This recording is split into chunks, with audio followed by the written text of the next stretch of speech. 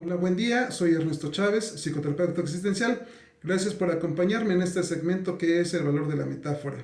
Hoy utilizaremos una metáfora explicando cuál es el método, cuál es el objetivo del emplear la misma. Una metáfora es un uso discursivo que maneja símbolos con la finalidad de que la persona que lo escuche vaya descifrando un mensaje para ella que tenga que ver realmente con su marco de realidad. Esto nos va a servir para que la persona en cuestión vaya desarrollando ese marco de identificación con los elementos simbólicos y las situaciones vertidas en la metáfora, a fin de que también ella genere un análisis sobre la existencia de la realidad y la experiencia que está teniendo en esos momentos.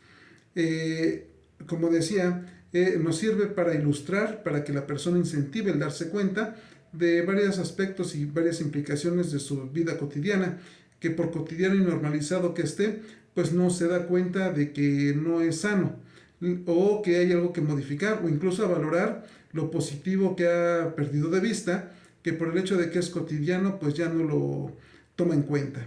En este caso, una metáfora también va a utilizar personajes diversos, va a utilizar un tiempo indefinido, un lugar inespecífico. Por eso en la mayoría de las metáforas comienzan era en algún tiempo, en aquellos tiempos, en el principio de los años, que es un discurso y un relato que utilizan pues los libros sagrados. Esa es la mayor ejemplificación que podemos encontrar de las metáforas. Por eso es un ejercicio bastante, pues sí, entretenido, pero a la vez estéril, empezar a determinar si esos escritos son verdaderos o falsos. Lo importante es empezar a describir cuál es el aspecto metafórico implicado en ellos. En esta ocasión, pues ilustraremos una situación que se da comúnmente por medio de una enfermedad, por medio de una situación de ausencia de alguno de los personajes del marco familiar. Sin embargo, quien está implicado en la situación difícilmente se va a dar cuenta por lo normalizado que está del aspecto. Incluso también cuando uno ya ha notado que la cotidianidad que vive no está siendo sana, no está siendo placentera, incluso es disfuncional, pues tampoco se atreve a nombrarle de ese modo por los introyectos que tiene ahí implícitos, ¿no? Porque la persona cree que lo que siente está siendo devaluado o ella misma se autocensura.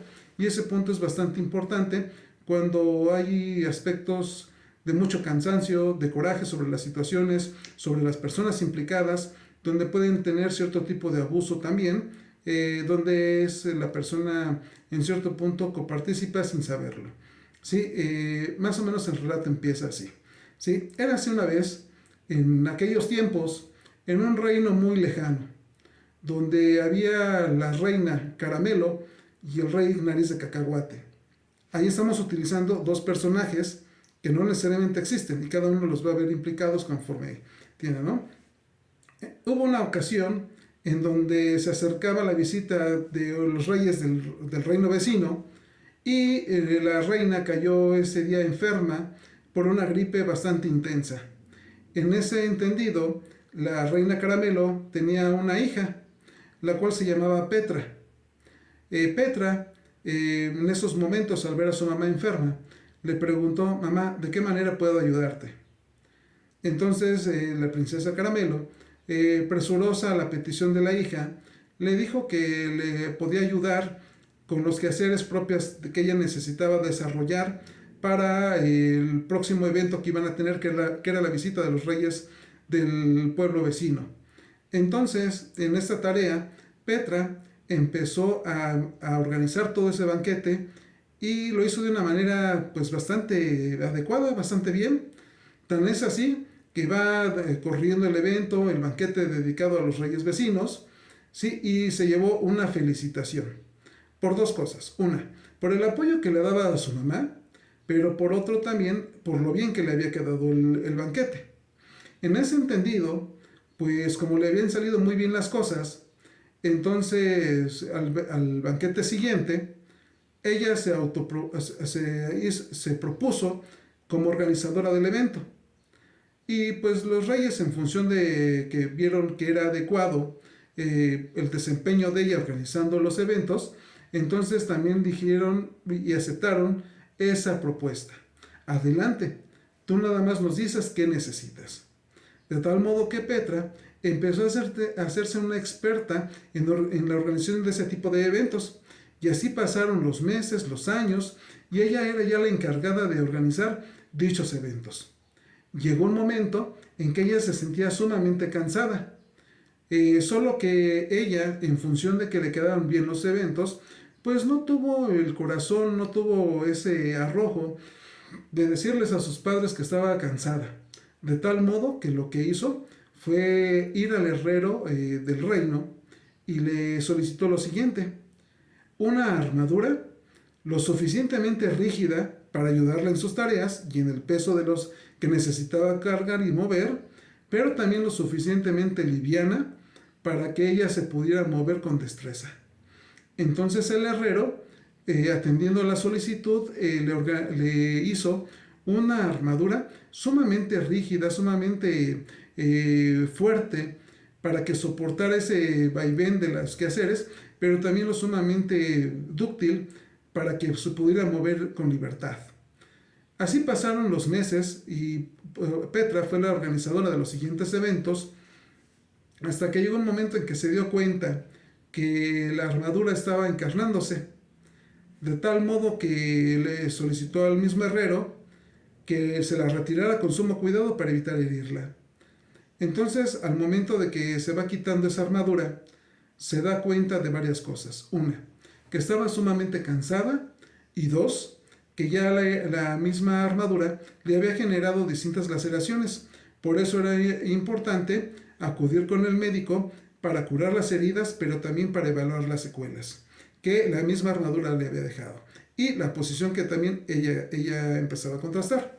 Sí, esta metáfora me gusta empezar a utilizarla cuando estoy en una clase o incluso en un curso o un taller, porque eventualmente, pues Petra podemos ser todos, que en una situación de enfermedad de papá o de mamá, entramos a ese, vamos a llamarle a ese quite, ¿sí? Y una vez que lo hacemos, pues vamos teniendo resultados satisfactorios o aplaudibles por las personas que nos rodean, de tal modo que perdemos de vista cuál fue el origen del inicio de esa misma tarea y de esa misma asignación que nosotros tuvimos. Y nos empieza a generar mayor apego esa parte de hacer bien las cosas, porque también incentiva un patrón, se llama esquema, que es un patrón de pensamiento conductual y emocional, que es el de autoexigencia. De tal modo que dejamos de atender el cansancio físico, emocional, mental, cognitivo, físico y de todos modos a costa de nuestra salud. Por eso recurrimos a hacernos una armadura sumamente rígida para que soporte el peso de las actividades, pero también lo suficientemente ligera para podernos desplazar. Pero perdemos de vista que no deja de ser armadura. Y como ser armadura, se va a encarnar en nosotros, hasta que nos damos cuenta que ya no es necesario llevar a cabo esa armadura, que también es sano cansarse, que también es sano descansar y reconocer que tenemos esas necesidades. Pero también hay un tema muy importante. Para realizar esas tareas, pues también perdemos de vista que nuestro trabajo aumenta y que el tiempo también se acorta. ¿El trabajo en qué sentido? Una, porque debemos desarrollar, y ya en el término debemos de desarrollar, las actividades de alguien más, en este caso de la reina Caramelo.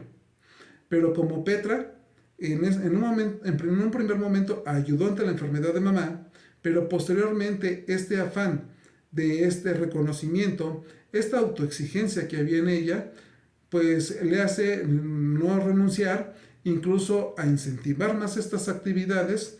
Pero punto importante, ¿quién realizaba las actividades de Petra? De tal modo, cuando nos damos cuenta, cuando tomamos esta serie de atribuciones, que nos hacemos cargo de lo que le corresponde a los demás, sin embargo, perdemos de vista lo que a nosotros nos corresponde desde distintos planos, desde el plano físico, desde el plano emocional, desde el plano actitudinal, pero esto va a tener una repercusión en la salud, Por tal motivo, muchas veces un estado de salud va a ser un aviso muy importante para que atendamos esa serie de necesidades. ¿Sí? Entonces, esta metáfora también nos ayuda a rescatar distintos significados. ¿Por qué elegí el nombre de Petra? Porque Petra viene del latín piedra. Sí, de ahí viene también la designación hacia Pedro. Tú eres la primera piedra de mi iglesia. Porque muchas veces sentimos que somos la piedra angular de una familia. Sin embargo, no es así. Porque la piedra angular de una familia, pues probablemente son las autoridades, por muy disfuncionales que parezca. Sin embargo, también una de las piedras angulares, pues es la serie de valores que los rige. Pero equívocamente pensamos que nosotros somos esa piedra y que si nosotros reventamos o nosotros colapsamos, toda la estructura va a colapsar. Sin embargo, ese es un pensamiento retroalimentado por esta parte de la autoexigencia.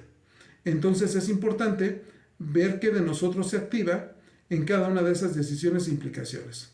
¿Sí? Pues chicos, muchas gracias, que tengan excelente día y estamos en contacto. Hasta pronto.